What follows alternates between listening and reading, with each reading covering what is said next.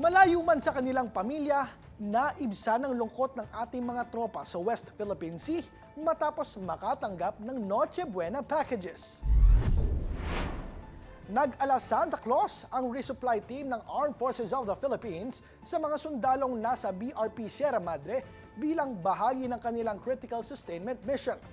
Kabilang sa mga nabigyan ay ang mga tropa sa Ayungin Shoal, Pag-asa Island, Panata Island, Rizal Reef Station, Cota Island, Parola, Lawak, Likas at Patag Island. Bukod sa logistics, simbolo rin ito ng pasasalamat ng bansa sa kanilang serbisyo at sakripisyo. Pinangunahan ng Western Command Chief Vice Admiral Alfonso Torres Jr. ang operasyon na naghatid din ng serbisyong medikal sa mga sundalo at marinero sa malalayong posisyon.